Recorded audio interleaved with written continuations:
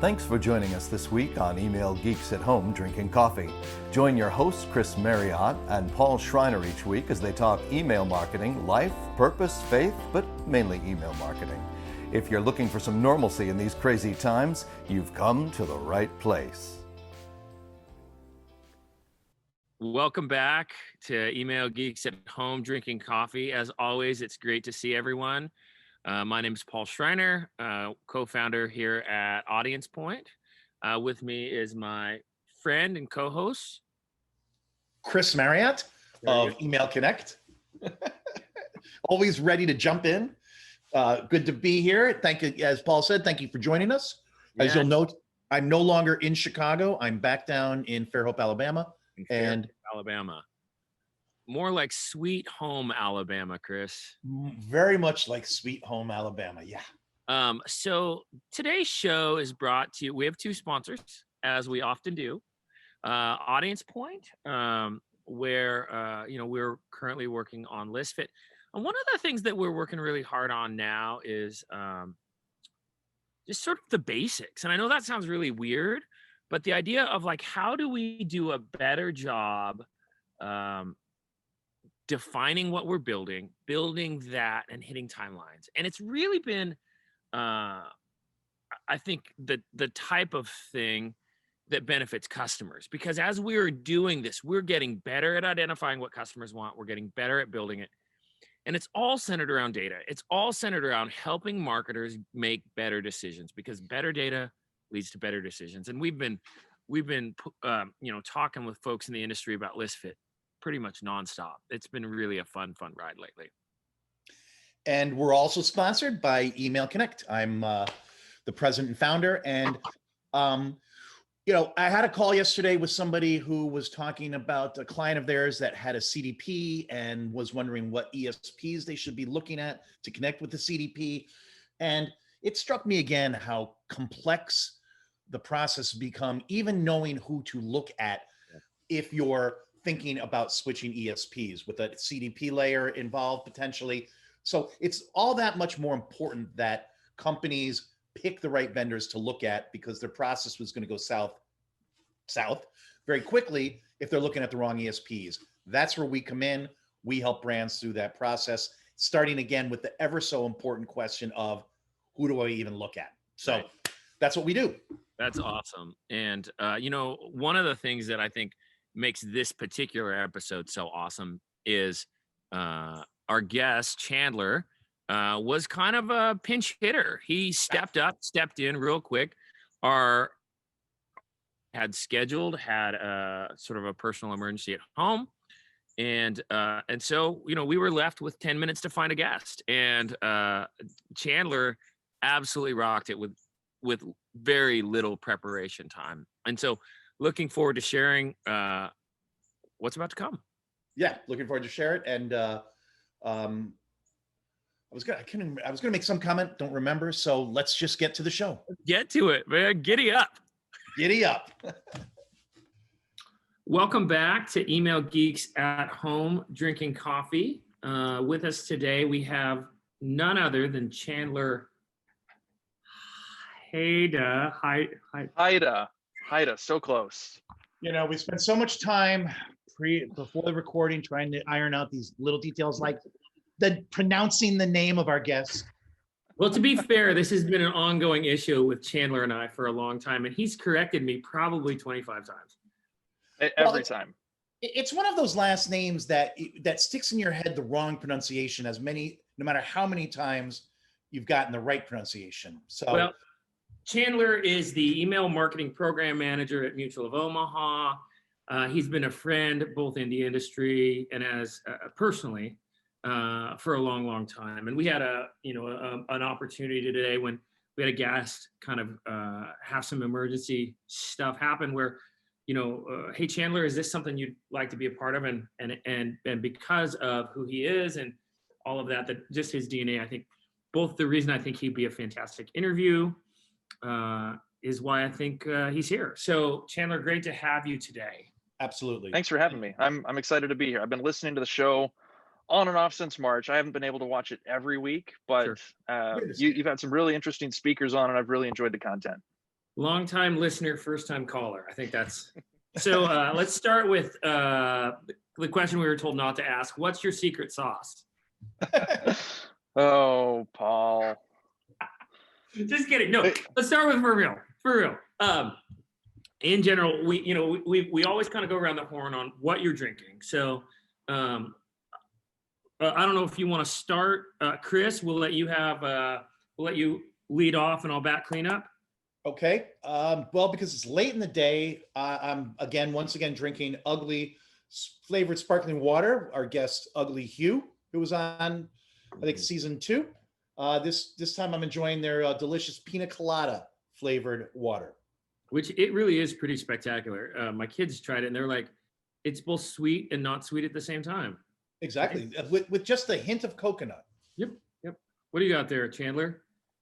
So I would normally have gotten coffee, being on the podcast, Email Geeks at Home drinking coffee. But since we're recording late, I'm having some Cross Strain. It's a local brewery from Omaha, Nebraska. This is their Hell's Creek. It is a German style lager. It's a very smooth drink and one of my favorites from a local brewery. Cheers. You think it's Creek and not Crick? Just to clarify. Yes, it's Creek, pronounced Creek. Well, I am drinking. It's actually a Starbucks brew. I'm in the office today, but it's a peppermint mocha because all the reasons. I don't know if you guys have been inundated with the Christmas spirit already, but it's really an interesting year with what we like to call 2020. Like I'm noticing our family, my wife, the kids, they're all like, we need to get Christmas decorations up like a week ago because I need something to bring joy right now. And, I was walking, picking up groceries, and through the grocery store parking lot was like booming Christmas music already. And it seems early. It does. But I'm here for it. I don't think it's any earlier this year. I just think the urge to embrace it earlier, I agree with, I think. But Hallmark has been channels been featuring their Christmas since November 1. Sirius Radio has about 132 Christmas channels that started broadcasting, I believe, November 1. CVS and other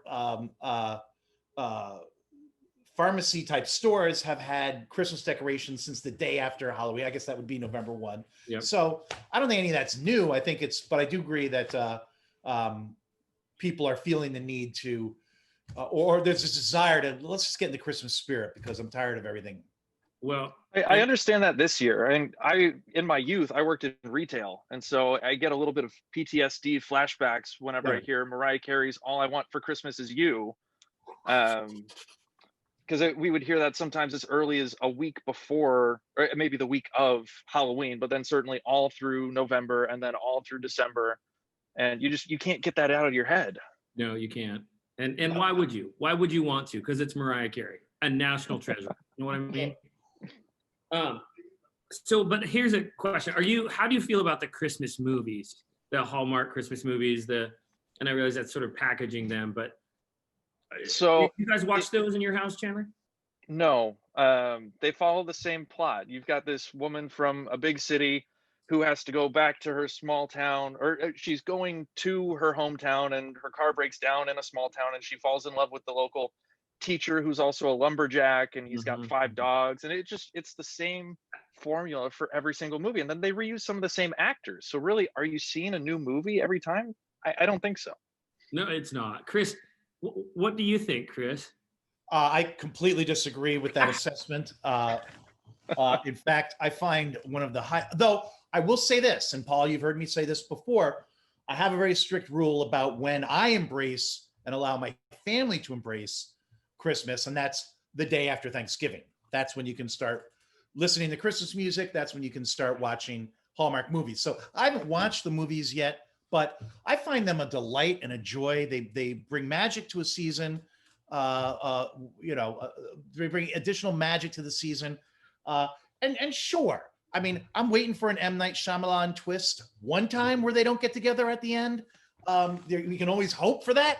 And if he directed one of them, That would actually be an interesting M. Night Shyamalan's version. That would actually be like, Christmas. well, and so to your wait a point. minute, Candace Cameron Bure, who Chandler is in one of these repeated movies, is the brightest light in Hollywood, and her portrayal of people in trying to get the Christmas spirit and trying to escape from the onerous responsibilities and grind of daily life she brings a genuineness and authenticity to the screen in everything she does at Hallmark.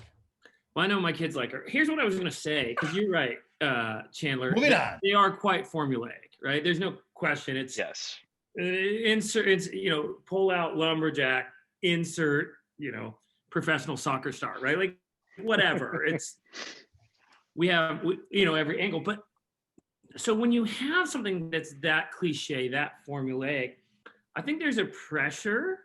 And I sort of bring it back over to email, because I know I feel this pressure, and I know a lot of our listeners, marketers, feel that same pressure. When you have something as formulaic as a daily deal or a send every time, there is this pressure to innovate and do something different. Well, sometimes I just want to sit down and watch a movie about a lumberjack and a school teacher. You know what I mean? Like, sometimes it just feels good.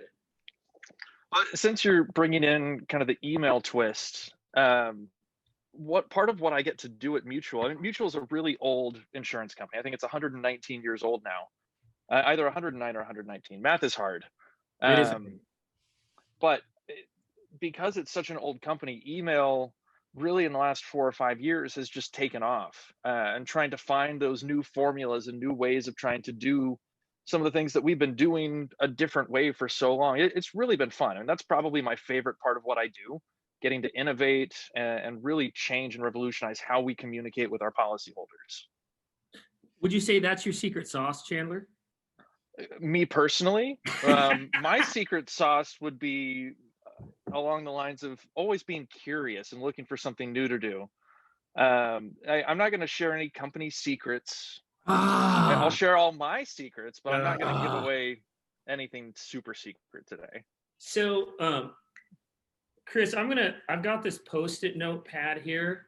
Yep. And you can see I wrote my name on it right there. And I'm just going to put the number of Christmas movies I have watched so far this year in Roman numeral. You see that? Yep. That's 2. I've got 2 down this year. How many do you have, Chris? None. 0. I'll set that there. Well, that's not going to work.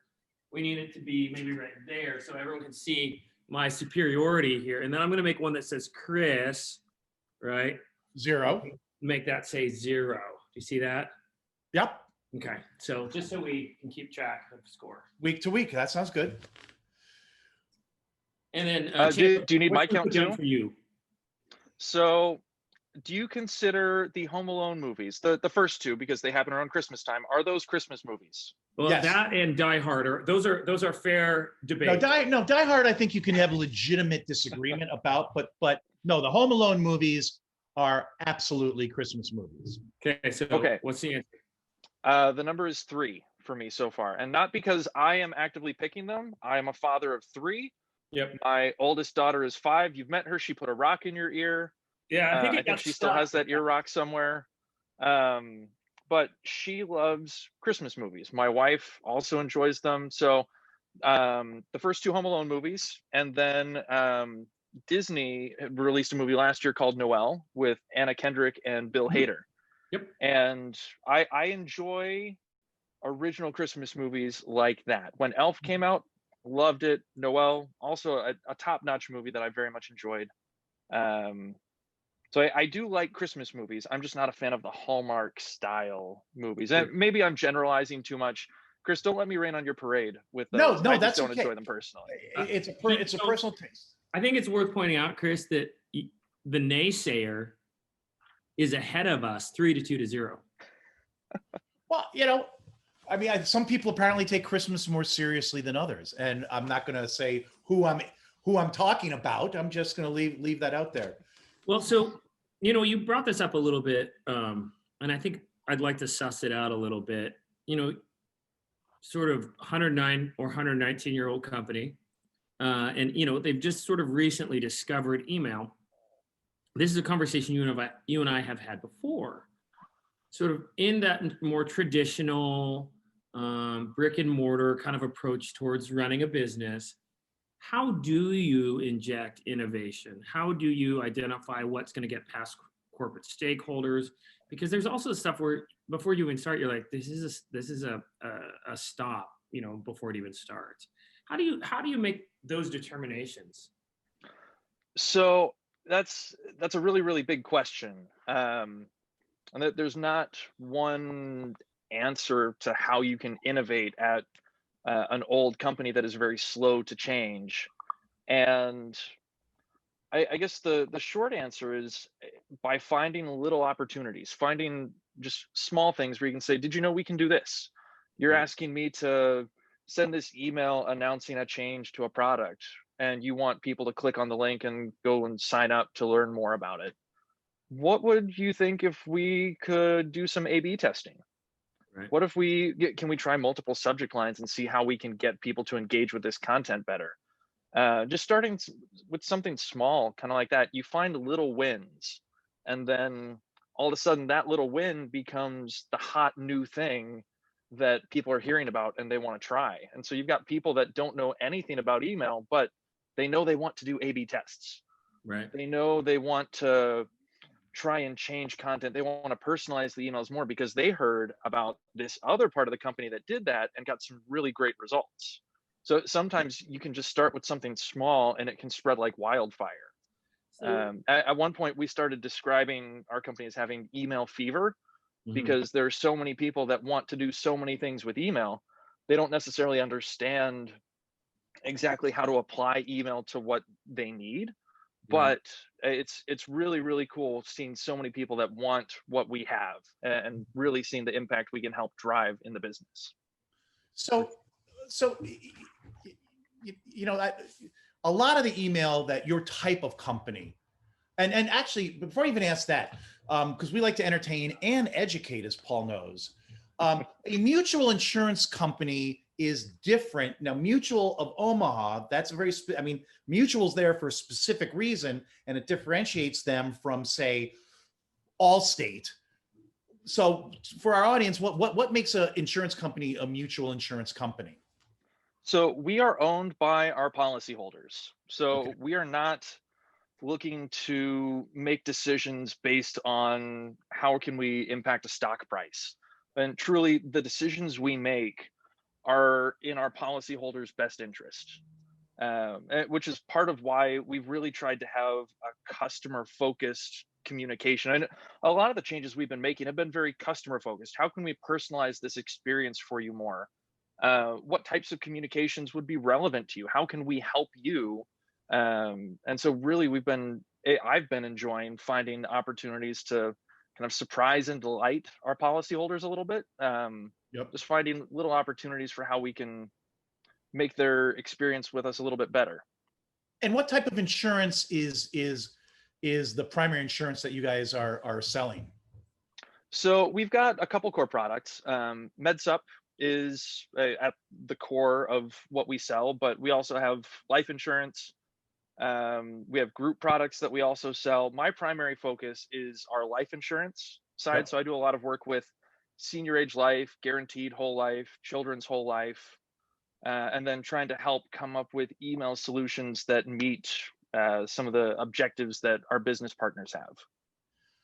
And I would, and that's great. Thank you for that explanation, because again, I don't think most people realize, unless you work for a mutual company or your insurance company is one of the few mutual companies, you don't get that distinction. And I think you did a great explanation on that. So thank you. How important is it that you migrate people? Because there's a lot of paper involved in the insurance business, particularly around life insurance, and how important is your role in getting people from paper to digital communications? Is that a big KPI for your team, or is it more around education and cross-sell, upsell? Yes to both. Okay. We've got roughly a dozen different business partners we support, different teams, whether they're marketing teams or we're an agile. some of the teams are agile, and so we have agile release trains that focus on certain areas. We've got a team that focuses on our customer portal. The people behind the customer portal want people to sign up for the customer portal, but to do that, we need their email address. Yeah. So when we work with them, that is something that's important to us. There are other business partners that might want to spend less on sending paper notifications. So maybe they're incentivized to try and get more email addresses because it'll save money. Yeah. And the short answer is that we do it all. Sure. So your group is sort of a center of excellence within the organization. We are the, I don't know if I can say this officially, but I feel like we are the most in-demand team in the company. Great. We work with. No one's gonna fact check this, Chandler. You know what I mean? My team is uniquely positioned though, because in the marketing department, we work truly with almost every part of the company. So I get to see how the different areas think and some of what their needs are, and I can take some of the learnings from what worked really well over here and apply that to a completely different product. And because those product teams, they're different teams, they don't have the same line of sight to the KPIs and what did we test here that worked really well and how can we apply that across the board. Yep.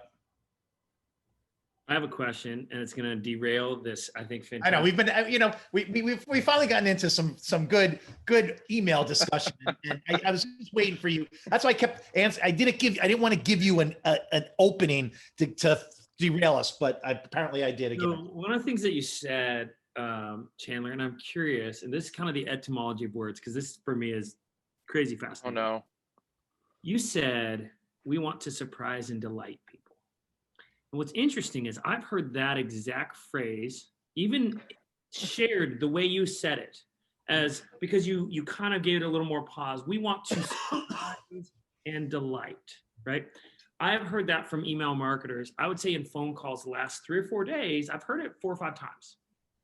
So there has to be a point of origin where that came from. Is that an email marketing term? Do you think that came from a particular brand within? Is that a sort of bigger thoughts? So I don't know where it originated. I have selfishly stolen it and have tried to use that. That's kind of been a buzzword for me recently because I don't want to just send emails for the sake of sending an email. Yes, we have our business objective, but really the best way to achieve those objectives is usually to provide something unique that's going to set the email apart. Right. So that's just the mindset that I try and keep when coming up with strategy. How can we give you value? If we can surprise and delight you along the way, that's a great bonus that's really going to set our work apart. Mhm. Personally, I stole that from either an agency partner that we were working with or one of the VPs that I've worked with. I've heard it before. It is not original to me. I did not come up with it. I don't believe you. I will happily take credit for it where I can, though. Actually, I think it originated in the automotive industry. I worked with way back in the day when I was doing advertising. That was something that the automakers talked about all the time. How do we surprise and delight our buyers?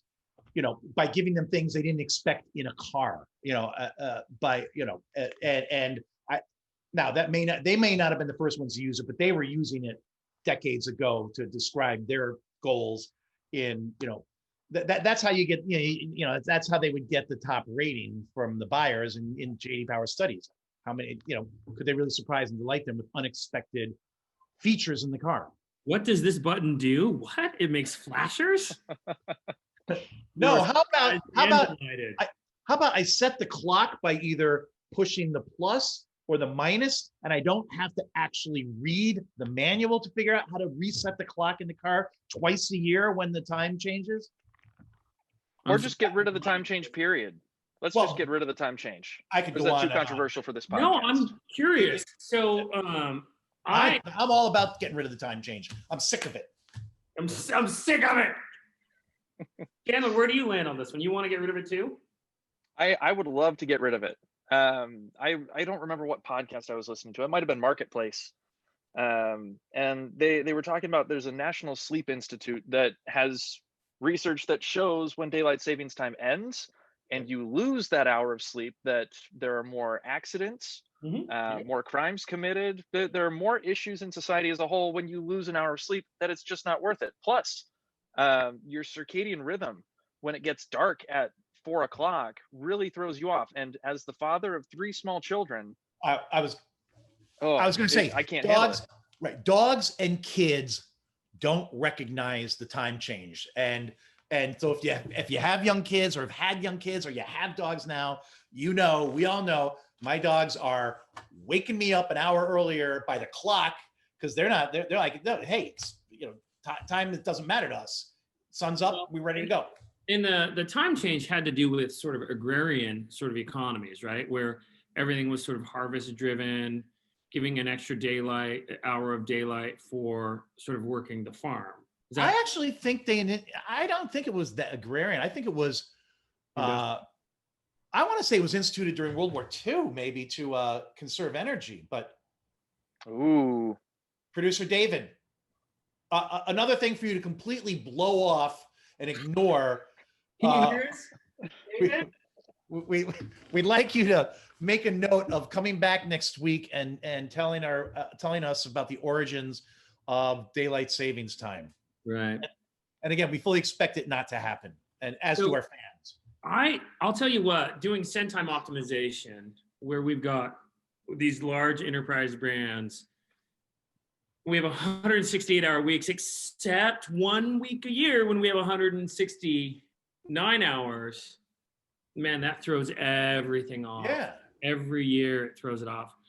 And every year we scramble. We're like, we got to do that again. Wait, that raises a tremendously interesting question. So for someone who during standard time, their open time is 10 a.m. When we go to daylight savings, do you fall back, or do you assume that it stays that 10 a.m.? We've done that research, and you see a gradual shifting of your open time. So if you always open your email at 7 a.m. and daylight savings time happens, so that now 7 a.m. is 6 a.m., or I guess it'd be the other way. No, you're right. That's daylight savings is the winter version. Right. So what happens is, spring forward, fall back. So we go back an hour. So what 7 a.m. today is what 8 a.m. was yesterday. No, the other way around. Yeah. You got it. See, that's why we should. Chandler's right. That's why we shouldn't change. You can't even. So it throws off patterns, and this is the interesting thing. And so where we are creatures of habit, right? We always open our email at the same time. We always click on our email at the same time, within reason, right? Such that this is predictable and targetable. Okay, so that's the whole basis of it. Now, when you throw off this bigger thing called a clock, all of a sudden those patterns disappear for 3 or 4 weeks as well. And it takes some time to sort of readjust back to norms. It's really fascinating. Yeah, that's interesting. Boy, this is like the Algonquin Roundtable. No, because here's the deal, Chris. we had a customer, I couldn't tell you who it is. And even if I could tell you who it was, I wouldn't, because I'd probably be violating every NDA we have under the sun. But I remember, we're clicking along with these fantastic open and click rates where, they're holding out a test group, and here we are at send time optimization, clicking along, right? And all of a sudden, daylight savings times hit, and shunk, just these patterns are gone. And we have these brands are like, what in the world? And they're not wrong, right? Because they were seeing a 10 or 15% bump over what their control group was, and then they lost it. And they're like, what did you do? And we're like, we didn't do anything. So anyway, that's where we landed on that deep dive analysis, where it was like, well, actually, no. And so we've had 2 warring factions. One says, yeah, we don't care. We're not gonna honor our daylight savings time. 7 a.m. Today is 8 a.m. tomorrow. Cool. We're going to UTC, and that's what we're doing. And as the pattern shifts, we follow the pattern, right? Cool. The other is, well, if it was 7 a.m. yesterday, then today it should be 7 a.m. as well, because, regardless of the clock. So there you go. You guys can learn an awful lot about timing and send time optimization that you probably didn't want to know. Can't you just shut down for the week? Spring forward, fall back. Let the audience point is closed. Yeah. Sorry, guys. We're good. All right. So all right. Now, pulling us back into the topics of interest to our email listeners and viewers. I don't imagine that the holidays, and correct me if I'm wrong, Chandler, but emailers that work for retail and e-commerce are going 24/7, and they have been for weeks, and they will be for weeks more up until the point where shipping can't get there in time. And everybody's talking about ship again, and I don't want to talk about that. But is there in the insurance business, are there peaks at certain points in the year where you're ramping up your email efforts, and if there are, what are they built around? So the short answer is yes, and the products that we have typically do have some seasonality. MedSup insurance is a good example. We don't have Black Friday; we have the annual enrollment period. And what is that? We have, What is that product? I mean, you said that twice. You've referred to it twice, and I don't know what it is. so Medicare supplement insurance. Okay, that's what I thought you meant. Sorry, I'll elongate. I'll stop using my jargon, my acronyms. We have too many acronyms as it is, and I'm trying to not use them at all. And here I am using some of them again.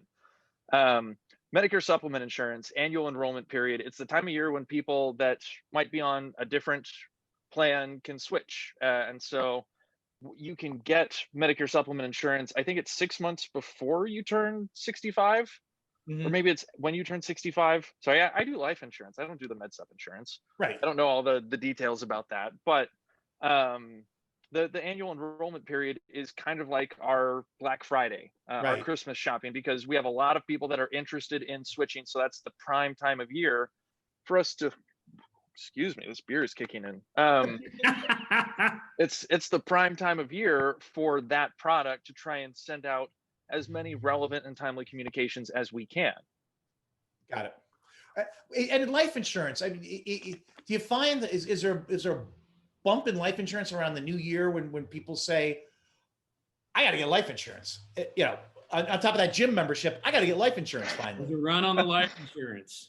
I think anytime there's a massive event like that, you're going to see a spike. So I don't have the stats around when COVID started hitting, but I'm assuming that we started issuing more policies just because there's a big event, there's uncertainty. Anytime there's uncertainty or life changes, I would assume that that's the type of thing that's going to drive purchases. I focus a little bit more on retention and lead nurturing. So I'm not as involved in prospecting and trying to bring in new business. So I don't have those stats or those trends handy, but I do know that we do have a fair bit of seasonality that we see over the course of the year. How big a deal? That's interesting. Retention for life insurance. So there's two basic types of life insurance. There's whole life, and then there's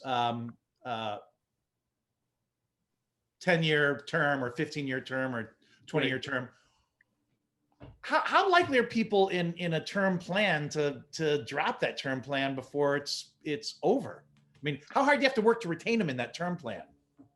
So that's getting into a little bit of, I don't know how much I can share about the stats specifically that we see, but we do have some products where someone might buy it and they might change their mind. They might feel like, I don't really need this. Yep. Or they might buy it and there's a lot of confusing words tied with it. Like we've got a product that has a thing called a graded death benefit. So guaranteed whole life insurance. You are guaranteed to be covered.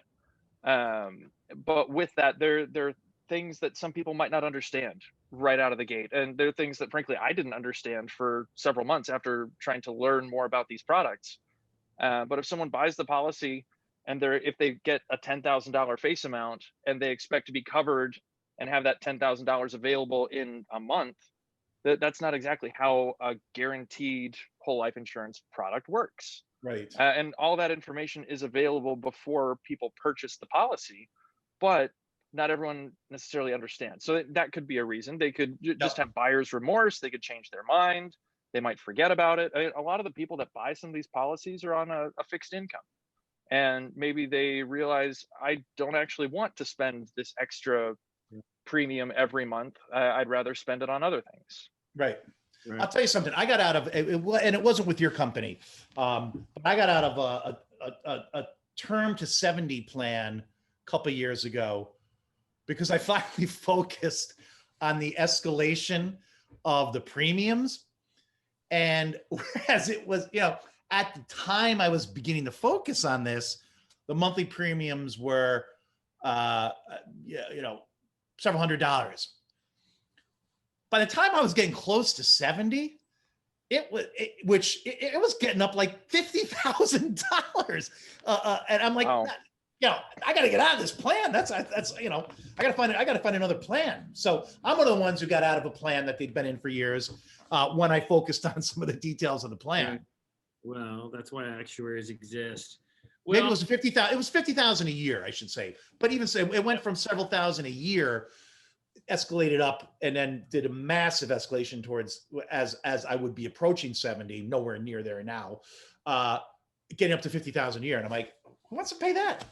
well, but that's why actuaries exist, right? Their job is to assess risk and then, apply a dollar value to that risk. So, yeah, when you're I got a new plan that was fixed. I got a new plan, dumped that plan, got a new plan that was fixed. Should check out our products. Yeah. I should have. I should have, but I used a broker who was very cagey. And I don't know if you guys probably don't work with brokers, do you? We do. We have a pretty large brokerage channel. We also have a bunch of advisors or agents that we work with as well. I couldn't look up the broker you worked with and see if they sell our products or not, but Listen, you got a better deal? I'm always open. I'm in good health. Right here, gentlemen. I'm in good. I don't have coupon codes that I can just hand out. Yeah, that's what I mean. What? Ugly Hugh gave us coupon codes for ugly flavored water. I'm glad you brought up coupon codes. Taylor, here's going to be a great segue. I brainstormed some good ideas on maybe how you guys could move more product. One of those was coupon codes. So I'm glad you're already thinking in those terms. Okay. I'm not, just to be clear. I wanted to throw out the idea of a life insurance gift card, right? It's where you'd buy a gift card for someone for life insurance, and boom, it's like giving someone $100,000 or $1 million, something like that. You don't even have to answer that. Okay. I was also going to throw out the idea of a buy one, get one offer on, again, auto insurance, life insurance, something like that. Hazard insurance. Thoughts? Probably another big winner for you guys. So I will say this regarding those ideas. Please remember your language though, Chandler. I remember, don't worry. I will just be concerned about what compliance would have to say about an idea like that. Since we're in such a regulated space, everything we do goes through compliance, and I would imagine that there would be concerns about buy one, get one free verbiage being used. I don't think that would fly. Well, so then probably day of week coverage is out as well. Is that like? I'm going to go with probably. Okay, I'll cross that off the list. Well, sounds like these attorneys are going to be kind of a showstopper for me in terms of helping you. I appreciate the thought. But I'm going to go back to Mutual of Omaha, and I think the question that's on everybody's mind, and I'm going to date myself with this, but I know Trey McIntyre, a faithful listener, would kill me if I didn't ask. Is there any chance that Mutual of Omaha's Wild Kingdom will ever get a reboot? Because I'm telling you, that was Sunday nights. That was, that was where you were, that's what was happening back in the day. So are we going to get a reboot? Before COVID hit, my dad was able to come down to the home office, and we've got parts of the building where we specifically call out the ties to Wild Kingdom. So we've got pictures of Marlon Perkins and some of the hosts over the years, and some of the things they've gotten to do. My dad still makes the joke every time. He says, "Oh, make sure you say hi to whoever he wants to reference from the show that I've not watched because it was around long before my time." Right. Thanks for that. Yeah, great. Sorry. Not before my time, unfortunately. No, he makes the joke and says, "Oh, go say hi to all those people that I know you work with every day." And I never actually worked with them. I did meet Stephanie Arney though. the spokesperson that we used to have, she had come into the home office a couple times. I don't remember what for. I wasn't in any of the meetings. I just got to say hi to her briefly as she was walking around. No, who Marlon Perkins' sidekick, was it Jim? Jim Fowler. Jim Fowler. Now, for you kids at home, you millennials tuning into our program. Just to be clear, I am one of those. I know. So you're addressing me as well. I'm addressing Chandler and our legions of millennial fans. Before there was that crocodile guy in Australia, there was Marlon Perkins and Jim, and they set the standard for dangerous wild animal encounters that had you riveted to your television set, wondering what was going to happen next. Everything that came after that was a knockoff of Mutual of Omaha's Wild Kingdom. And you know, frankly, if you're out there, you know, if you're out there, you know, any programmers for Netflix or, you know, there's a reboot, you know, there's a reboot idea. You're welcome. Chris, and I will even dial this up a notch because I see that we have Chandler on here, right? Yeah. Who is essentially representing all of Mutual of Omaha right now, right? Yep. Yes, I whatever I say is exactly, I'm speaking 100% for the company. What if you and I, Chris, if the email geeks at home drinking coffee, the next season were interacting with dangerous animals, and that's just the season? You know what? And we could call it Mutual of Omaha's email geeks, not at home facing dangerous animals. Right. Chandler, we got the title. You guys would be behind. I mean, is that? I don't have the rubber stamp for that, but I will pass that idea along. I think this idea is gold. I'll let you know what Marlon Perkins I mean, and Jim Fowler think of it. Us, you know, interacting with possums. Yeah, angry emus. Yeah, I mean, yeah, we could traverse the world. I think that would be. I think that's. You know, again, kids, back in the day, you know, brands, you know, back when TV, there were 3 channels, brands owned entire shows. And actually that was, I mean, all kidding aside, I did watch it every weekend. And that was really, I mean, you talked about at the beginning of the show, you know, moving Mutual of Omaha forward in email marketing. But that was really, that was very progressive of them back in the day as an insurance company, branding and owning a weekly television series, because there weren't too many companies that did that. You know, in the 50s, and I'm not that old. In the 50s, that was you know, done all the time, but by the 70s and 80s, that was not done all the time. And I think that was very progressive and forward thinking, you know, of Mutual of Omaha. So I give them a lot of credit. I still think they should reboot it, but I give them a lot of credit. So Chandler, real quick, Paul, have you guys seen the new logo that we announced last week? No. Do you have a picture for us? I don't have one here. We can pull the website up though. We've got a section about our logo story. We just redid our logo last week. In July, our CEO, James Blackledge, announced that we were going to be retiring the Indian Head logo. Right. And from then until November 12th, I think, was it November 12th? Whatever Thursday was last week. That was when we had announced, here's our new logo, and we shared it with the world. And you should take a look at it real quick if you can, because it's producer cool. David. This is where producer David works his magic. Here, I can do this right here. All right. Can you see that? Is that what we're looking at? Oh, hey, what do you know? So can I zoom in on that? Medicare supplement plans. Medicare supplement plans. We talked about that a little bit. Yes, we did. And there it is. We're looking at sort of a 3/4 view of a lion. And I'm assuming it's because there's quite a few lions roaming the plains of Nebraska. Yes, we have the famous Omaha Lions. Sure. But no, so there have been a lot of pride jokes. We're very proud of our new logo. That's the pride of lions. Get it? I think it's really fantastic and forward thinking of Mutual of Omaha, because you know, I come from a town in Washington State, Port Townsend, and our mascot was the Redskin. And there was a lot of time and thought and consideration that went into how can we, because there's 2 factions. There was the side that said, it's not that big of a deal, we'll do what we want.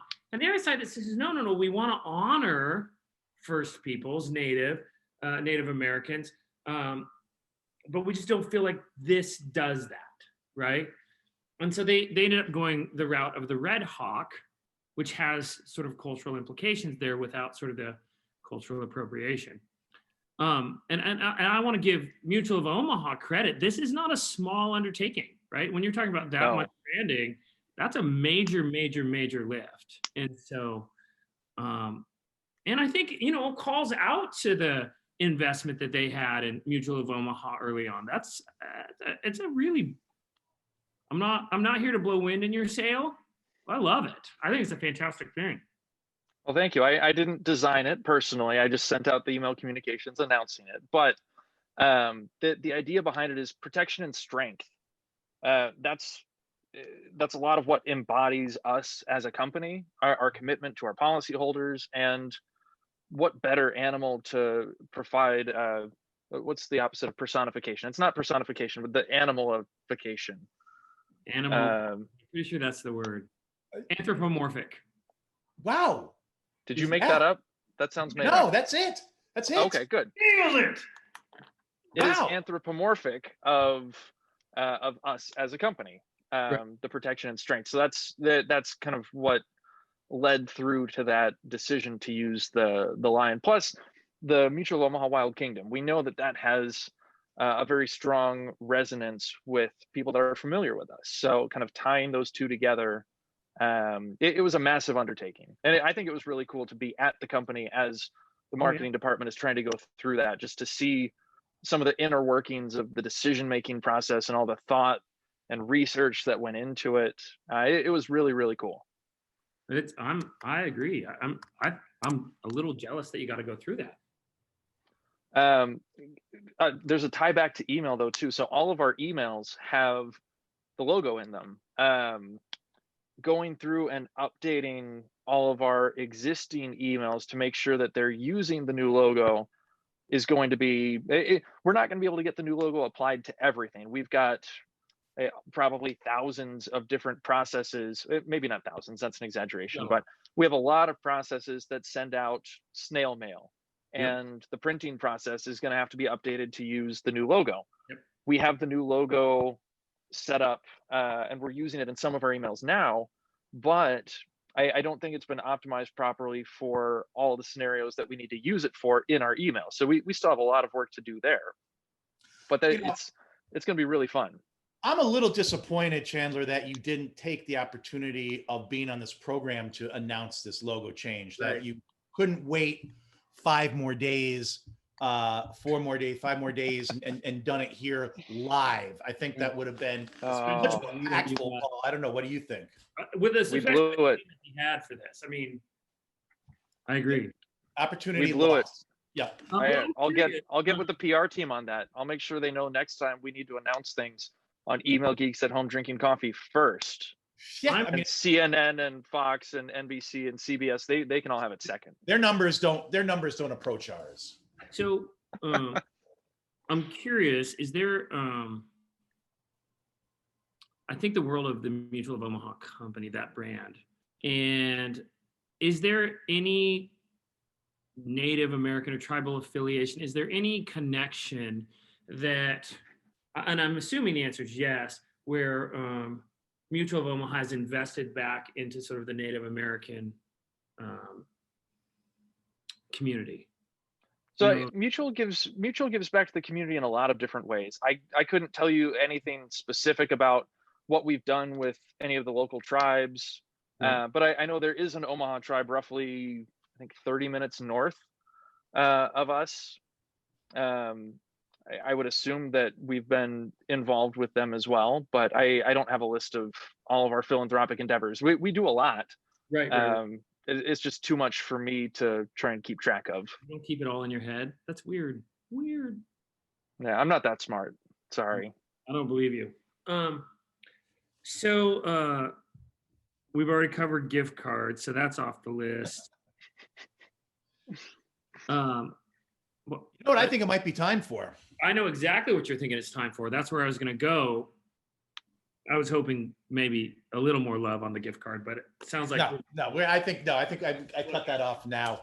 Now, Thank you. Chandler, we're going to the always exciting show ending part of the show where we do what we call our lightning round. Yep. And I give you 5, and you've seen the show, so you know I'm going to give you 5 words, one at a time. We want to know the first thing that pops into your head, and then Paul and I will analyze your answers as to whether we think they were, appropriate, or whether we think that there's some adjustment that might need to be done. So I've created Perfect.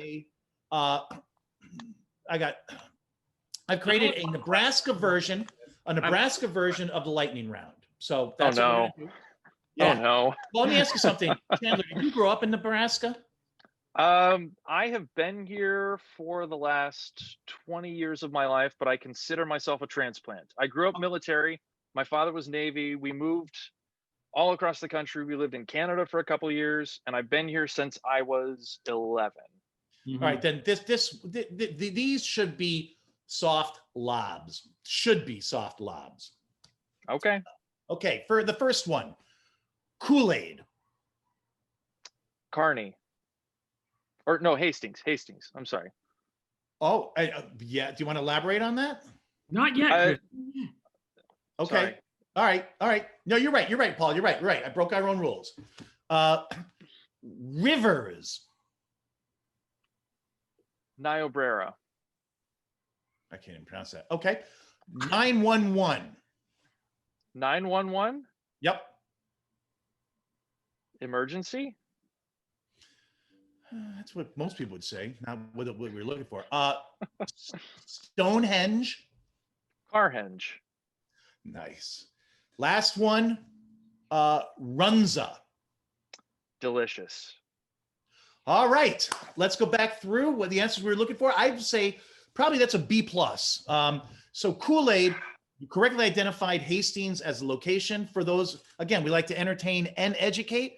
So in 1927, Edward Perkins of Hastings, Nebraska, invented it. So again, check mark. Surprise and delight. Check mark. For, and just to be clear, I am not an expert on small town Nebraska. My wife is from a small town called Nebraska City, which isn't really that small, but she knows all the small towns.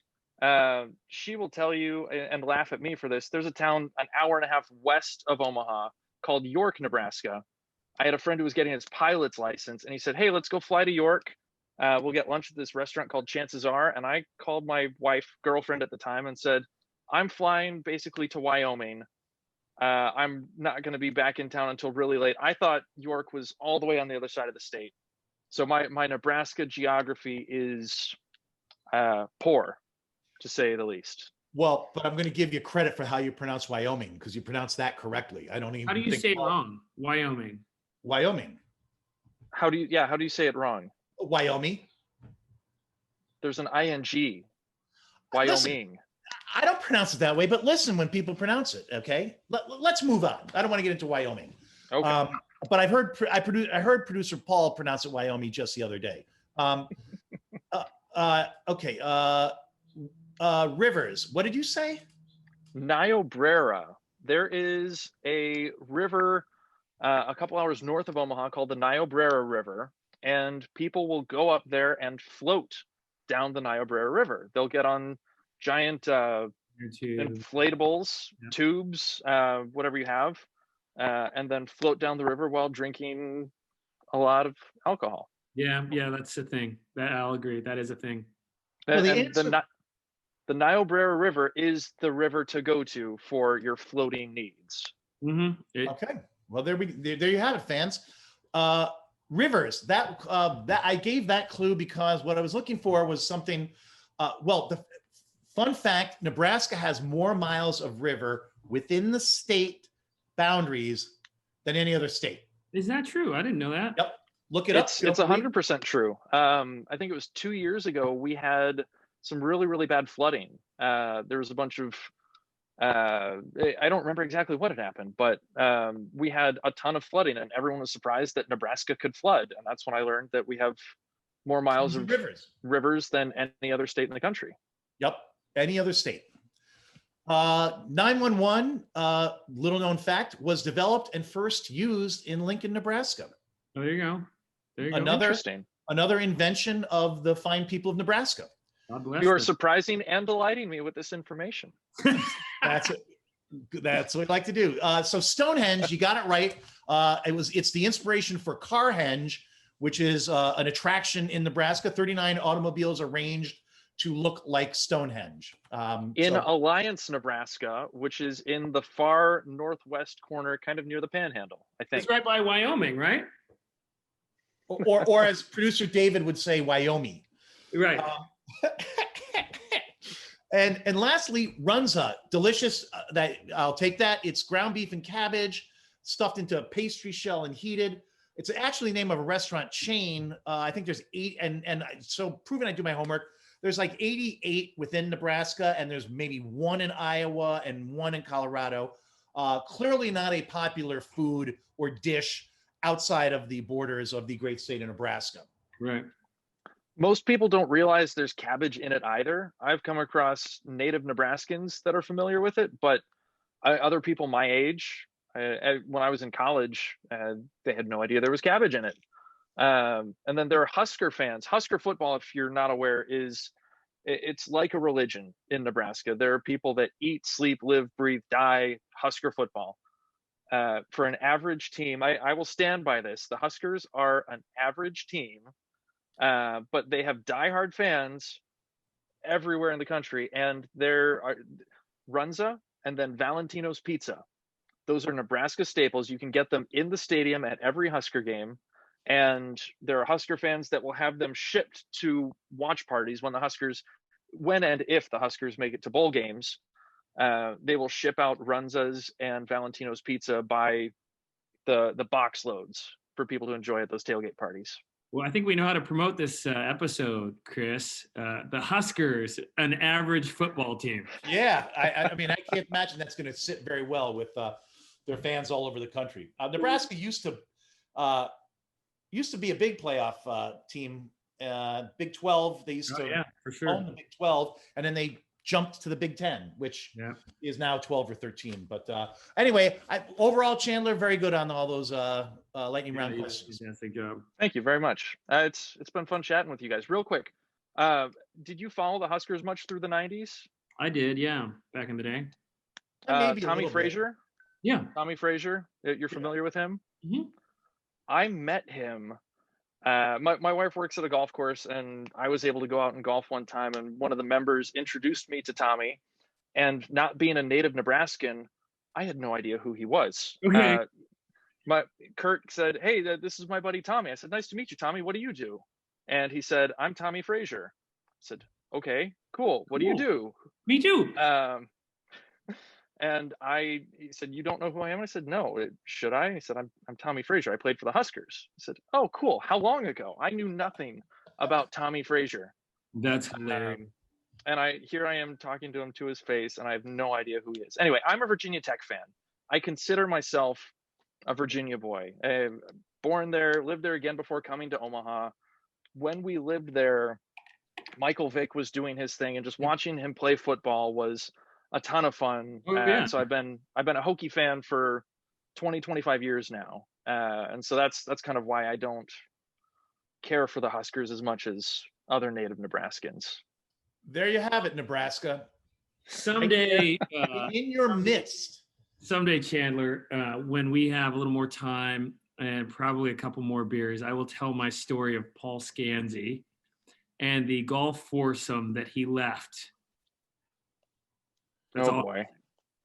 Yeah, he played for the Seattle Seahawks and the Washington Huskies. Similar story, local guy. Yeah, I'll tell you that full story, and you'll be like, not near as famous as Tommy Frazier, though, so it's not as good a story. Anyway, Chandler, you were great to join us today.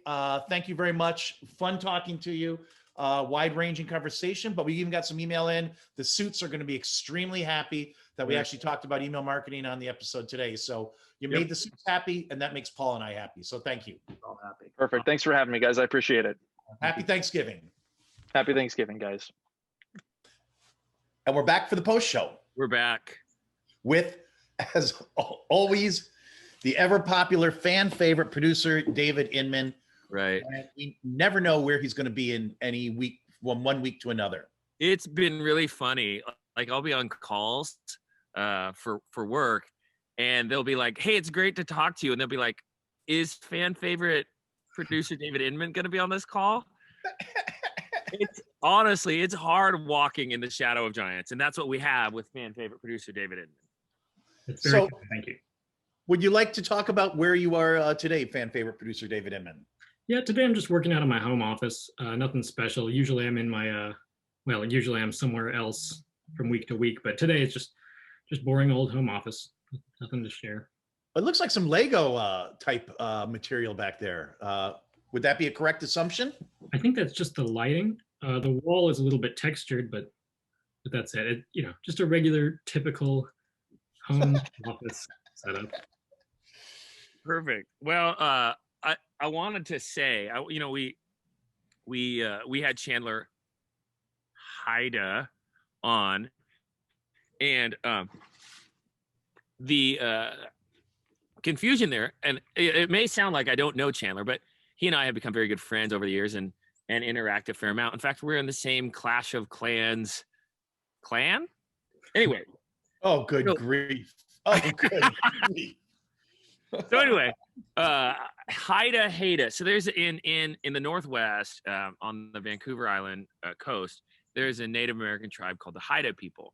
Haida, Haida, and the pronunciation is very, very close, but not quite exactly the same as Haida, Chandler's last name. And so every time I do that, because growing up in the Northwest, there's a lot of native First People still there, pretty closely connected to their tribes, and it's really, really cool from a sort of cultural anthropological perspective to sort of see these tribes that are still very much interacting today as they did hundreds of years ago. Obviously, there are things that are sort of nice conveniences brought in, but at the same time, they're pretty committed to sort of a traditional way of life. It's pretty cool. And there you have it, folks. Again, we're committed to entertainment and education. So is it infotainment or edutainment, Chris? Would you say one or the other there? I would say edutainment, Bob, but I'm sure producer David has an opinion on this. I've always heard edumation. Yeah, I mean that's also a big thing.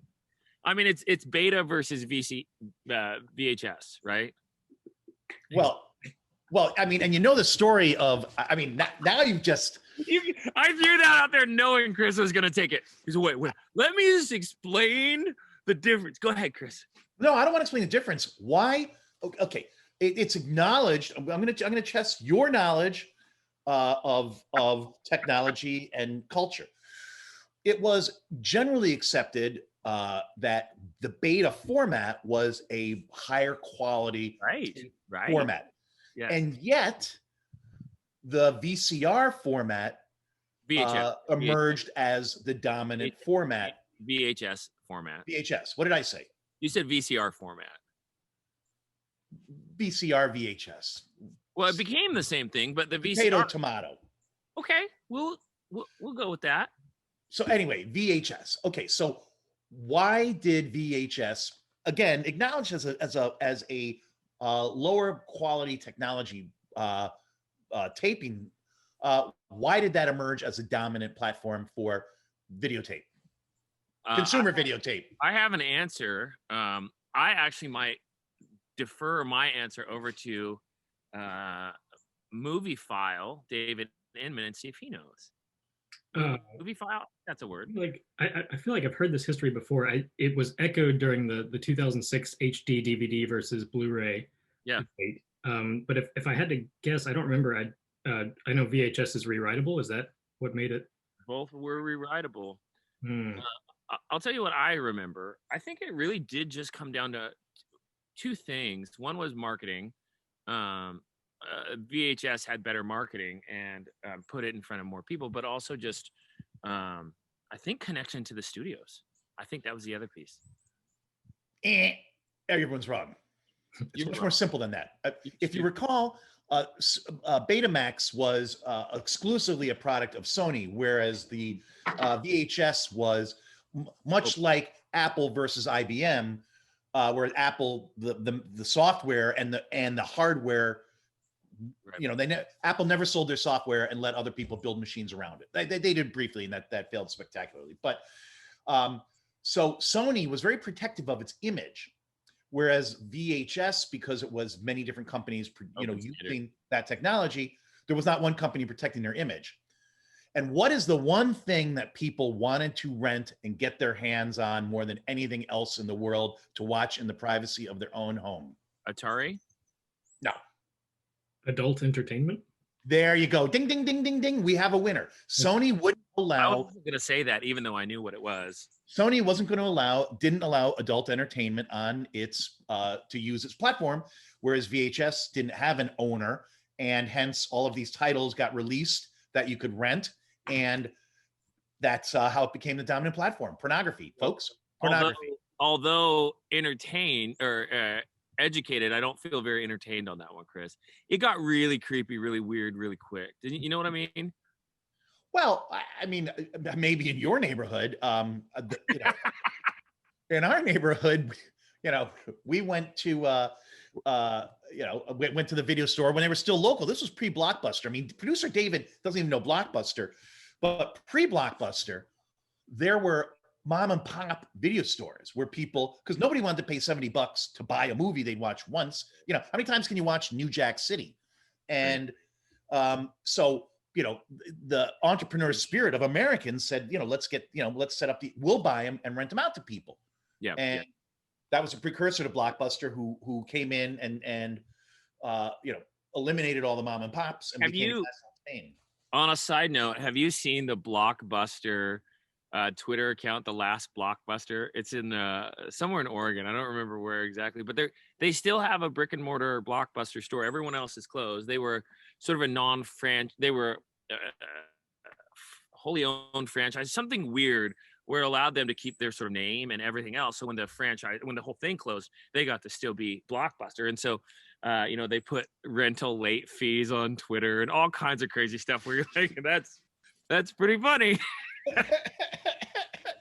Well, back in the day, it was hard to meet somebody who hadn't kept a movie inadvertently so long that when they tried to return it, Blockbuster didn't say, "Oh, you don't know anything on it. Why? We've already charged your card. You own it." Right. Awesome. Thanks. So ask me what I did this weekend, Chris. What'd you do this weekend, Paul? Well, Chris, good question. You are now looking at a, dare I say, Pawpaw farmer. Was that too hot? Is that what happened there? No, Pawpaw. I forgot that was going to be a topic you were going to bring up. I don't even know what a pawpaw is. I mean, most people don't, Chris. Most people don't. But fan favorite producer David Inman knew that I had this infatuation with this sort of local fruit tree. It's a tropical fruit that only grows in sort of the southern part of the United States.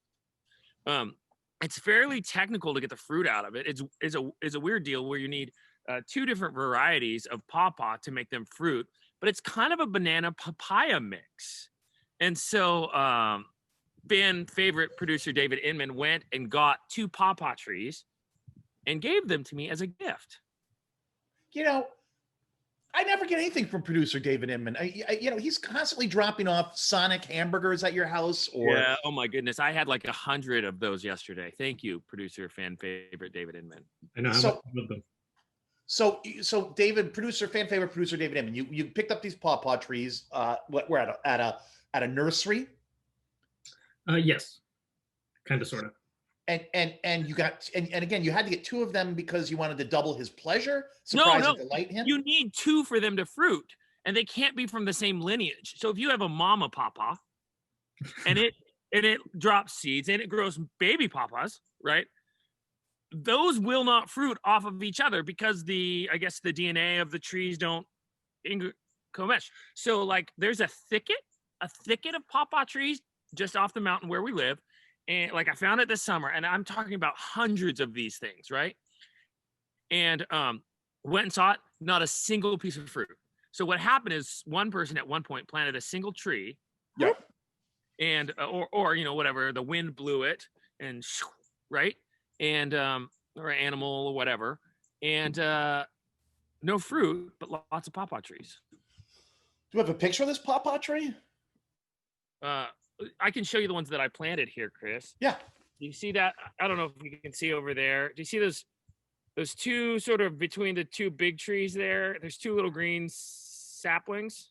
Well, for those of you who are only listening, I'm seeing a backyard with not now, much in and it. it's too late now. Now you're just seeing my ugly face again. So how long do we have to wait for these pawpaw trees to grow and mature and bear fruit? So